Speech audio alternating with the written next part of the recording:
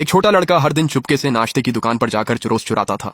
जब राहगीरों ने उसे देखा तो उन्होंने उसे चोर कहकर चिल्लाना शुरू कर दिया, लेकिन दुकान के मालिक ने उन्हें रोक दिया। अरे चिल्लाना बंद करो, मुझे उनकी जरूरत नहीं है। मैं उसे आवारा कुत्तों को खिलाने के लिए उन्हें ले जाने देता हूँ। अगर तुम्हें भी कुछ चाहिए तो मैं कल तुम्हारे लिए एक बचा कर रखूंगा। अब यहाँ से जाओ, क्या घूर रहे हो? इतना ही नहीं, मालिक हर दिन नाश्ता बाहर रख देता था और कहता था कि चुरोस जल गए हैं, लेकिन लड़का जानता था कि खाना बिल्कुल ठीक है। वह बच्चा आज क्यों नहीं आया? अच्छा है, मुझे खुशी है कि वह यहाँ नहीं है, तो मुझे जले हुए चुरोस का नाटक नहीं करना पड़ेगा। तो फिर तुम उसके लिए खाना गर्म क्यों रख रहे हो? मैं नहीं चाहता कि ये खराब हो जाए। तभी वह लड़का दौड़ता हुआ आया। उसने आदमी से पूछा कि क्या उसके पास और भी जले हुए चुरोस हैं। जैसे ही आदमी ने उसे खाना दिया, लड़का जल्दी से वहां से निकल गया। मालिक को कुछ गड़बड़ महसूस हुई और उसने उसका पीछा करने का फैसला किया। पता चला कि लड़के की घर पर एक छोटी बहन है जो बहुत बीमार है। वह जो भी खाना ले जाता था वह सीधे उसे ही खिला देता था। उसने खुद कभी एक निवाला भी नहीं खाया। वह दृश्य देखकर आदमी की आंखों में आंसू आ गए। वह वापस गया और अपनी पत्नी को सब कुछ बता दिया। कल सुबह 2 अतिरिक्त अंडे पकाना और दलिया थोड़ा गाढ़ा बनाना। हम उसे हमेशा बचा खुचा खाना नहीं खिला सकते। हम उन्हें कुछ पैसे दे सकते थे, लेकिन वह लड़के के आत्मसम्मान को ठेस नहीं पहुंचाना चाहता था। वह नहीं चाहता था कि उसे दया का पात्र महसूस हो या उसे खैरात मिले। अगले दिन उसने लड़के से पूछा कि क्या वह उसकी दुकान पर मेज साफ करने का काम करना चाहता है, जिसके बदले उसे दिन के 50 सेंट और 2 बार का मुफ्त नाश्ता मिलेगा। लड़का तुरंत इस प्रस्ताव के लिए तैयार हो गया। उसने अपनी छोटी बहन के साथ स्टॉल पर काम करना शुरू कर दिया। एक दिन उन्हें स्कूल से एक नोटिस मिला। अगर ट्यूशन फीस नहीं भरी गई तो उन्हें स्कूल से निकाल दिया जाएगा। शिक्षक ने जिक्सिया से इसे जोर से पढ़ने के लिए कहा। 7 साल का बच्चा स्कूल नहीं जाएगा? तुम्हें क्या लगता है तुम क्या कर रहे हो? मैं काम कर सकता हूँ। क्या काम करोगे? अपनी पूरी जिंदगी फ्रायर के पास फंसे रहोगे और सिर्फ यही एक गली देखोगे? तभी पत्नी ने उनकी बचत निकाली, जिसे उन्होंने फ्रायर ठीक करने के लिए अलग रखा था। आदमी ने जरा भी हिचकिचाहट नहीं दिखाई। फ्रायर ठीक हो सकते हैं, लेकिन बच्चे स्कूल नहीं छोड़ सकते। अंकल, आंटी, हम एक एक पैसा वापस कर देंगे। बकवास बंद करो, वापस स्कूल जाओ। उसके बाद भाई बहन हर रात स्टॉल पर देर तक पढ़ाई करते थे। उसकी बहन के मेडिकल बिल चुकाने के लिए महिला ने अपने गहनों का एकमात्र टुकड़ा बेच दिया। कड़ी मेहनत आखिरकार रंग लाई। सालों बाद उन दोनों का दाखिला शीर्ष विश्वविद्यालयों में हो गया। यह खबर सुनकर बुजुर्ग दंपत्ति खुशी से झूम उठे।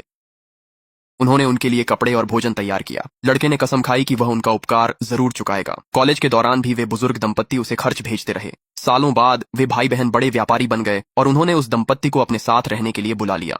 उन्होंने आंटी के लिए गहनों का एक नया सेट भी खरीदा। लेकिन जब वे अपने पुराने शहर लौटे और उस दुकान को ढूंढा तो सब कुछ बदल चुका था। नए मालिक ने बताया कि उन्होंने दुकान बेच दी है और रिटायर होकर चले गए हैं। अंकल जो को इस दुकान से बहुत लगाव था। आखिर उन्होंने अचानक इसे क्यों बेच दिया? उनकी देखभाल करने के लिए उनके बच्चे तो हैं नहीं। बेचने के अलावा वे और क्या कर सकते थे? उनके बच्चे हैं। मैं शेन यानजुन हूँ, मैं शेन जिक्सिया हूँ। तभी दुकान के मालिक को एहसास हुआ कि वे वास्तव में कौन थे। युवक ने पूछा कि बुजुर्ग दंपत्ति कहाँ गए हैं, लेकिन मालिक सवाल को टालता रहा। जब उसने बिक्री अनुबंध मांगा तो मालिक ने दावा किया कि जो ने इसे अपनी मर्जी से उसे बेचा है। उसने उस युवक पर आरोप लगाया कि वह सफल होने के बाद अब मुसीबत खरीदी करने वापस आया है और उसे चेतावनी दी कि वह समस्या न ढूंढे।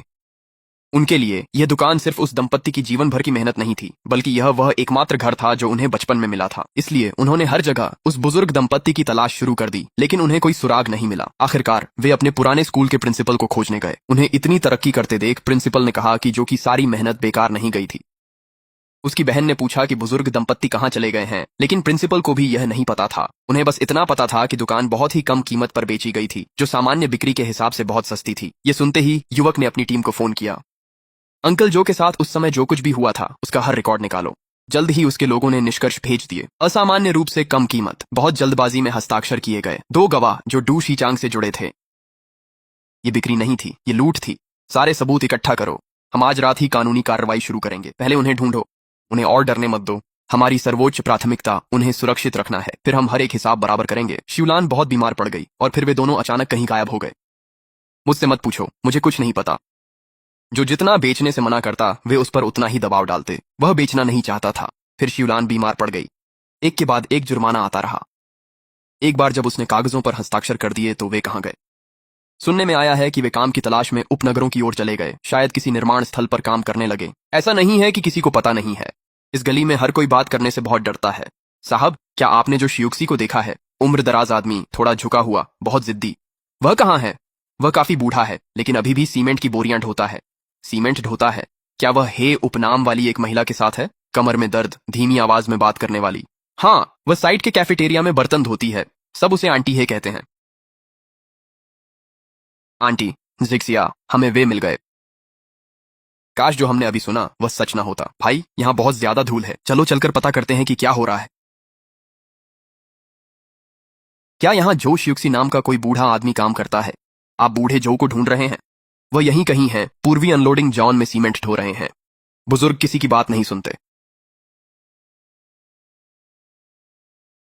उस जमाने में वह शान से खड़े होते थे और उनके हाथ बहुत मजबूत थे। भाई, क्या वह वाकई अंकल जो हैं? बोरी फट गई है, उसे वहीं रहने दो, उसे लात मत मारो। अगर यह गिर गया तो सब बर्बाद हो जाएगा।